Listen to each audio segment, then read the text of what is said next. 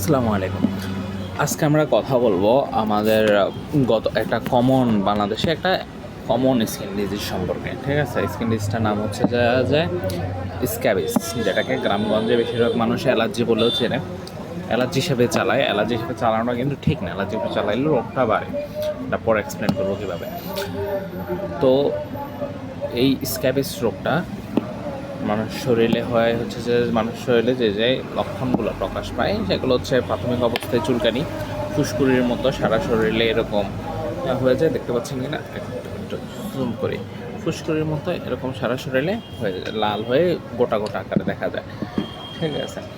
এখন এই স্ক্যাবিস জিনিসটা আমাদের শরীরে হয় কয়েকটা মানে স্ক্যাবিস আর সাধারণ ফুসকুড়ি দেখতে অনেকটা সেমই রকম। তো এই কারণে বেশিরভাগ মানুষ দেখতে ভুল বুঝে।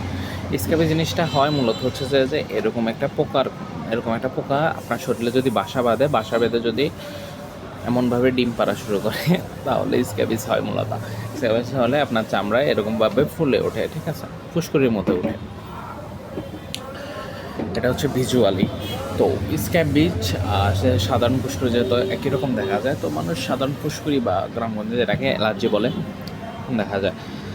স্ক্যাবিস, তাহলে এখন প্রশ্ন আসতে পারে স্ক্যাবিস আর ফুসকুড়ি কীভাবে আলাদা করা যায়। স্ক্যাবিসের কিছু স্পেসিফিক লক্ষণ আছে, আর সাধারণ ফুসকুড়ির বা অ্যালার্জিক ফুসকুড়ির কিছু আলাদা স্পেসিফিক লক্ষণ আছে।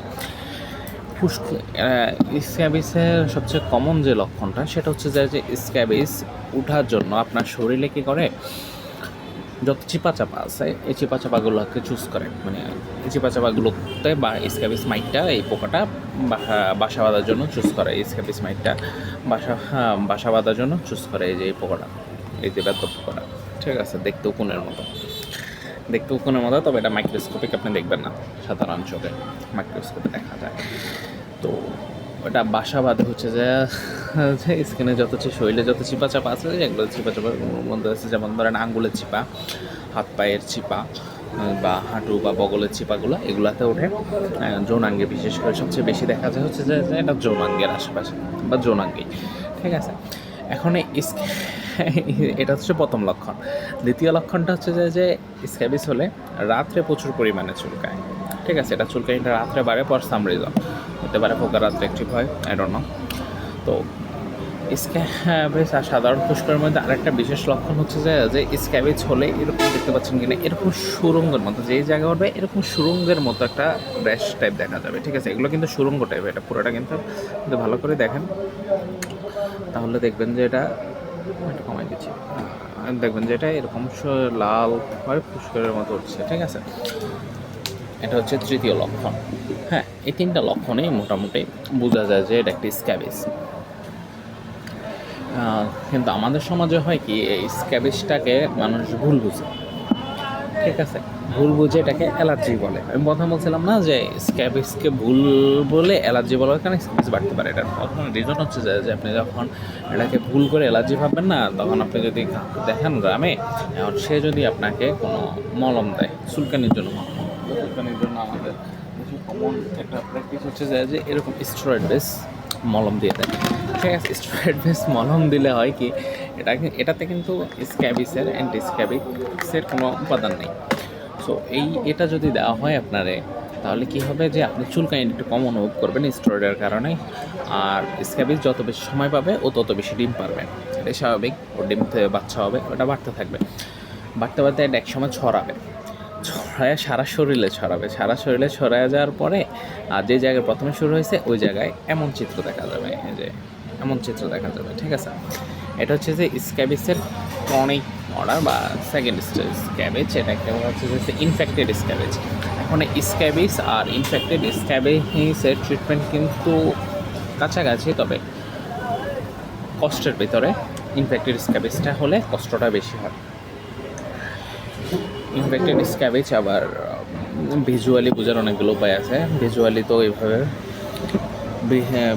এভাবে বোঝা যায় ইনফেক্টেড স্ক্যাবিস, বা যে জায়গা হয় পুরো আশেপাশে সব ছড়াই যায়। ঠিক আছে?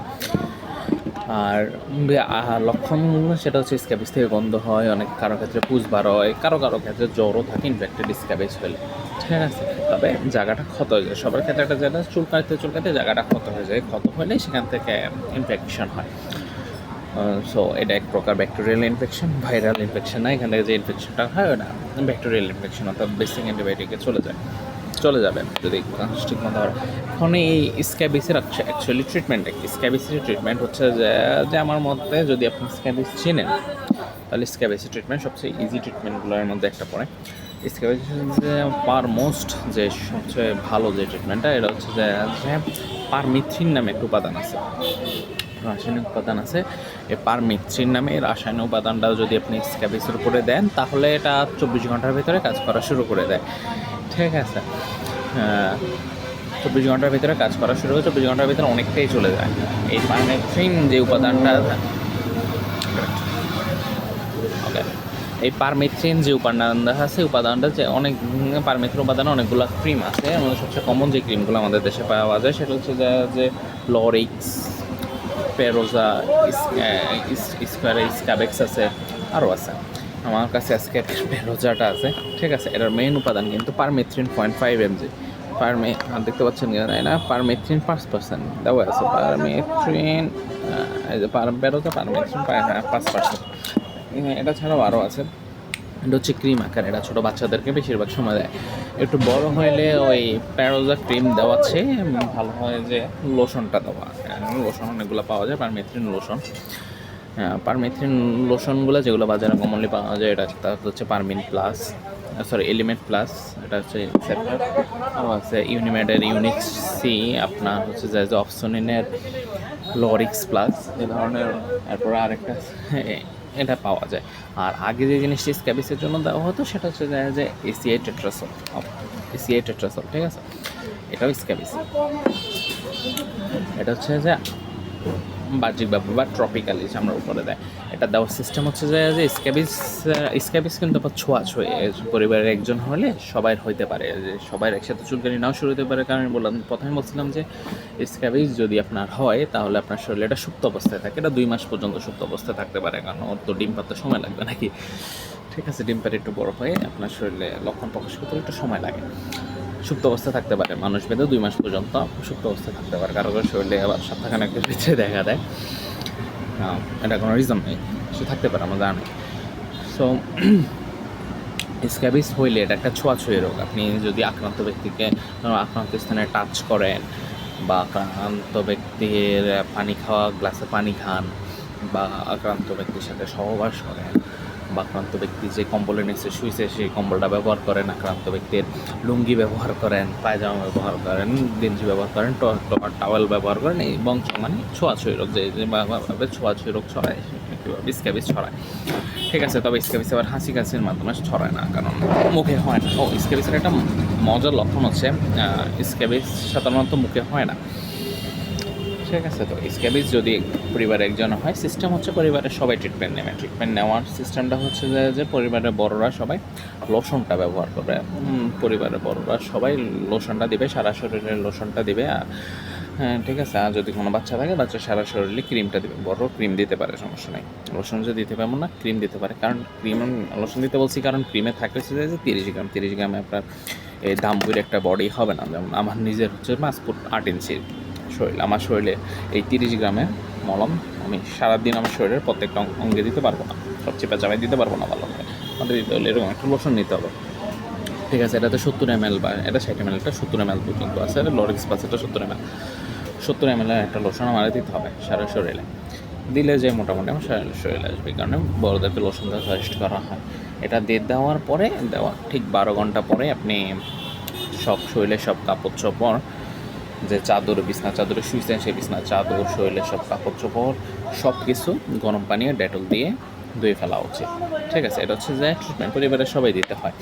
এখন প্রশ্ন আসতে পারে যে পরিবারের সবাইরই লোশন দিতে হবে, এটা উচিত। ঠিক আছে, তবে আরেকটা জিনিস করা যায় ওরালি। এবার এটার স্ক্যাবিসের ওরালি একটা ট্রিটমেন্ট আছে। এই ট্রিটমেন্টটা ওরালি একটা ওষুধ আছে, ওষুধটার নাম হচ্ছে যে আমি কিন্তু বেসিক স্ক্যাবিস নিয়ে এখনো কথা বলতেছি। ঠিক আছে, ইনফেক্টেড স্ক্যাবিস একটু পরে কথা বলবো, মানে এটার সাথে ইনফেক্টিস করে।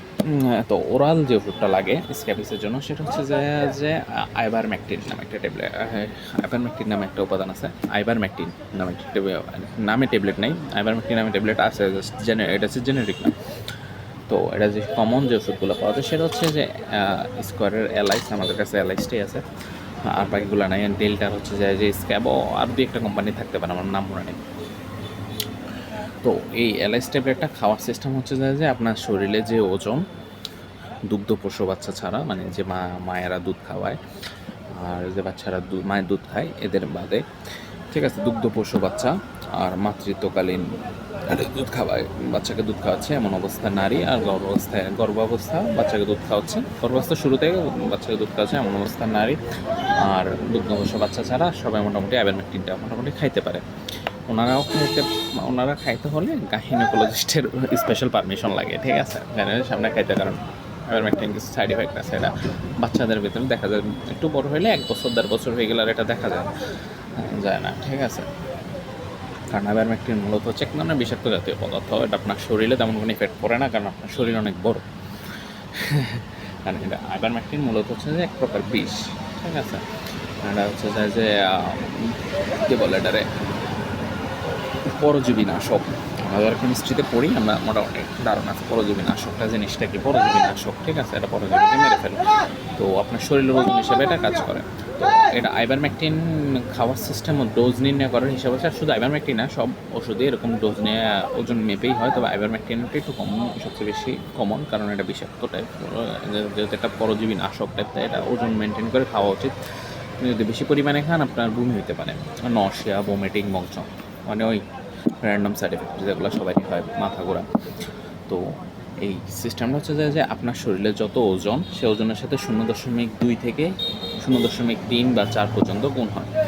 ইনফেক্টেড স্ক্যাবিস হলে 3-এর একটু বেশি দেওয়া উচিত, 0.3 দিয়ে গুণ দিয়ে আশেপাশে দেওয়া উচিত। আর 0.2 হয়, আর যদি নর্মাল স্ক্যাবিস হয় তাহলে 0.2 দিয়ে গুণ দেওয়ার পরে আশেপাশে বা অ্যাকুরেট মিললে তো অ্যাকুরেট মিলবে। যেমন ধরেন আমার ওজন হচ্ছে যে লাস্ট মাসে কত 77 কেজি, ঠিক আছে, একটু বাড়ছে। 77-এর সাথে আমি যদি 0.2 গুণ করি তাহলে আমার আসে 15.4, ঠিক আছে। 15.4 mg ট্যাবলেট তার সম্ভব না। 15.4 mg ট্যাবলেট খাইতে হইলে 4 mg ট্যাবলেট সম্ভব না, কারণ এই এলআইস ট্যাবলেটটা পাওয়া যাচ্ছে যে বর্তমানে, আগে 3টা ভেরিয়েন্টে পাওয়া যেত, 3 mg, 6 mg, 12 mg, এখন 2টা ভেরিয়েন্টে পাওয়া যায়। করোনার সময় 3টা ভেরিয়েন্টে পাওয়া যেত, এখন 2টা ভেরিয়েন্টে পাওয়া যায়। হ্যাঁ, এটা করোনা ট্রিটমেন্টে আইভারমেকটিন ট্যাবলেট ব্যবহার করা হয়েছে, কারণ করোনা যে ভাইরাসটা, সব ধরনের ভাইরাসই এক প্রকার পরজীবী, ঠিক আছে। সো ওই হিসাবে ডাক্তাররা ব্যবহার করছে, কাজ করছে কিনা এটা আলাদা নেই, ওকে। সো ওই আইভারমেকটিন ট্যাবলেটটা ডোজ 0.2, যেমন আমি 0.2 দিয়ে গুণ দিই তাহলে আমার আসে হচ্ছে 15.4 mg। তো 15.4 mg সম্ভব না, আমি এমন কীভাবে খাবো, আমি 12 mg-র একটা ট্যাবলেট খাবো, আর পরে 6 mg-র একটা ট্যাবলেট, আমি বেশিরভাগ সময় 18 mg মিলে খেয়ে ফেলি, আমার যদি হয়, কারণ আমার হ্যান্ডেল করা লাগে স্ক্যাবিসের রোগী, তো আমার ছোঁয়া পরে তো 12 আর 6 18 হয়ে যায়, ঠিক আছে। তো 12 আর আমি 6 mg-র অর্ধেক খেলে 15 mg মিলে যায়, কিন্তু 15.4 লাগে, মিলে না। তো এটাই বলতেছে, আমি 15.4, আমি যদি 12 mg আর 6 mg-র একটা খাই তাহলে আমার 18 mg হবে। 18 mg খেলে আহামরি সমস্যা হবে না, জাস্ট বললাম আর কি। আর কারো যদি আপনার ধরেন হচ্ছে যে ওজন 50 কেজি, তাহলে 50-এ আমি যদি 0.2 দিয়ে গুণ করি তাহলে আসলে 10 mg। 10 mg ট্যাবলেট তো হয় না, খাইতে হবে 12 mg, ওকে। কারো যদি আসে ধরেন 7 mg হয় না, তখন 6 mg, একটা 6 mg আর একটা 6 mg-র অর্ধেক না 3 ভাগের একবার খাইলে হয়, তাহলে 2 mg 8 mg মোটামুটি মিলে। 7 mg আসলে 8 mg মিলে, ওটা বাচ্চাদের ক্ষেত্রে, বড়দের তার হয় না। আবার কারো আছে যদি আপনার ওজন ধরে 90 কেজি, তাহলে আপনি কী করবেন, 90 কেজির আপনি যদি গুণ দেন তাহলে প্রায় 18 mg হয়। 18 mg হলে আপনি 18 mg হলে 12 mg দুইটা খেয়ে ফেলেন, 18 mg মিললে কিন্তু 18 mg খাইলে আপনার খুব কম সম্ভাবনায় আছে আপনার ধরবে, ঠিক আছে। আপনার সাইড ইফেক্টে খুব কম দেখা যাবে, স্টিফ। তবে আপনি, কারণ 0.3 গুণ দিলে আবার কিন্তু বেড়ে যায়। 0.3 যদি আপনি 90 দিয়ে গুণ দেন, প্রায় কত হয়, 27 mg। 0.3 গুণ 90, 27 mg হয়। এবং 27 mg ট্যাবলেট নেয়, 12 mg দুইটা খাইতে হবে। 12 mg 3টা খেলে আবার বেশি হয়ে যাবে, আপনার মাথা ঘোরাবে প্রচুর পরিমাণে, তো 2টা খেলে হয়। ওই যে বললাম 0.2 থেকে 0.3 হচ্ছে যায় ডোজের রেঞ্জ। 0.2 বা 0.3 গুণ আপনার ওজন, ঠিক আছে। আমি সূত্রটা লিখে দিই, হ্যাঁ, 0.2 থেকে 0.3 গুণ ওজন, এটা হচ্ছে যে আইভারমেকটিনের সূত্র, আইভারমেকটিনের ডোজ নির্ণয় করার সূত্র। তো একজনের আপনি লোশন দিলেন, বাকিরা সবাই পরিবারের সবাই আইভারমেকটিন ট্যাবলেট খেয়ে ফেললে মোটামুটি সেফটিটা চলে আসলো। ঠিক আছে, এখন আসে যায় যে আইভারমেকটিন, এটা তো হচ্ছে সাধারণ স্ক্যাবিজ। যদি আপনার সাধারণ স্ক্যাবিজ থেকে ইনফেক্টেড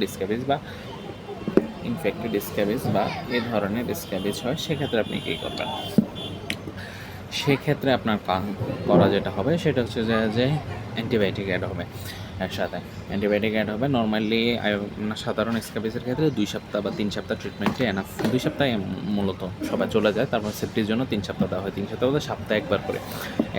মানে ধরেন আজকে শুক্রবারে আপনি লোশন দিয়েছেন, পরের শুক্রবারে দেবেন, আর পরের শুক্রবারে দেবেন। 3 সপ্তাহে দেওয়া লাগে। তো যখন ইনফেক্টেড হয় তখন এই জিনিসটা 4 সপ্তাহ দেওয়া উচিত। 3 সপ্তাহে চলে যাবে, 1 সপ্তাহ বাড়তি দিতে হয় সেফটির জন্য, একদম বংশ নির্বংশ করার জন্য। ঠিক আছে, দেওয়ার পরে আইভারমেকটিন যাবে, পারমেথ্রিন লোশন যাবে, সাধারণ ট্রিটমেন্ট, সাথে অ্যান্টিবায়োটিক যুক্ত হয়। এখন অ্যান্টিবায়োটিক হচ্ছে যে চিকিৎসককে দেখাবেন সেই চিকিৎসকের পছন্দ মতো। তবে সবচেয়ে এই ধরনের ক্ষেত্রে যে অ্যান্টিবায়োটিকটা সবচেয়ে মোটামুটি ভালো বা কমন ইউজ হয় বা ভালো মোটামুটি হচ্ছে যে আপনার ফ্লুক্লোক্সাসিন। আমার কাছে ফ্লুক্সাসিন আছে, ফ্লুকক্স 500 একটা অ্যান্টিবায়োটিক আছে। এটার মূল উপাদান হচ্ছে ফ্লুকক্সাসিন। এই ফ্লুকক্সাসিনও ডোজ ভেদে হয়, তবে বড়দের ক্ষেত্রে হচ্ছে যে 500 mg করে 500 mg প্রতি বেলায় 500 mg করে দৈনিক 4টা বা 2 গ্রাম। আর ছোটোদের ক্ষেত্রে হচ্ছে দৈনিক 1 গ্রাম। মেডিকেলি বড় আর ছোটোর একটা সিস্টেম আছে। মেডিকেলি হচ্ছে যে 12 বছরের উপরে হচ্ছে মানুষদেরকে বড় অ্যাডাল্ট ধরা হয়, আর 12 বছরের নিচে ব্যক্তিদেরকে বাচ্চা ধরা হয়, শিশু ধরা হয়। ঠিক আছে, চাইল্ড ডোজ বলে ওটাকে, পেডিয়াট্রিক ডোজ বলে, সরি চাইল্ড ডোজ বলে, পেডিয়াট্রিক ডোজ নামে এবার বলতে পারবো। ওকে, তবে আলটিমেটলি এটাও ওজন হিসাব করে, এটা প্রবলি 8 mg না কত mg করে জানি পড়ে, এটা প্রবলি 80 না কত mg করে জানি পড়ে। সেলিন, তবে এটা একটা ফ্লুকক্সিলিন হচ্ছে যে এক ধরনের ন্যারো রেঞ্জের অ্যান্টিবায়োটিক, অর্থাৎ এটা রেঞ্জ অনেক ছোটো, ব্রড রেঞ্জ অ্যান্টিবায়োটিক না, এটা ন্যারো রেঞ্জের অ্যান্টিবায়োটিক। তবে চামড়ার মোটামুটি বেশিরভাগ কাজের জন্য এটা সারে। এটা হচ্ছে যে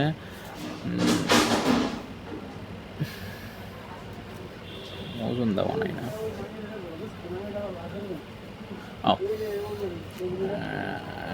হ্যাঁ ঠিক আছে, বড়োদেরকে দেওয়া হয় 500 mg করে, ছোটোদেরকে দেওয়া হয় 250 mg করে, 4 বেলা 4 ডোজে বিভক্ত থাকে। ঠিক আছে, এই হচ্ছে স্ক্যাবিস। আর স্ক্যাবিসের ক্ষেত্রে ইনফেক্টেড স্ক্যাবিসের ক্ষেত্রে ট্রপিক্যালে এই ধরনের লোশনের ক্ষেত্রে আরেকটা জিনিস যুক্ত হয়, সেটা হচ্ছে ব্যাকটেরিওসিন বা অ্যান্টিব্যাকটেরিয়াল কোনো অয়েনমেন্ট সাধারণত যুক্ত করে, বেশিরভাগ তারা যুক্ত করে। এটা কিন্তু একটা অ্যান্টিব্যাকটেরিয়াল অয়েনমেন্ট, এবং অ্যান্টিব্যাকটেরিয়াল ব্যাকটেরিওসিন বা মিউরোপ্রেসিন টাইপ অ্যান্টিব্যাকটেরিয়াল অয়েনমেন্ট যুক্ত হতে পারে। ঠিক আছে, ওটা ডোজ অনুসারে দেবে, দিন 2বার করে প্রবলে দিতে হবে। ওকে, peace. Now you know about the scabies, infected scabies, and 69 other things for no particular reason. Video ভালো লাগলে লাইক করেন, কমেন্ট করেন, কমেন্ট করলে মোটিভেশন আছে। ওকে, আসসালামু আলাইকুম।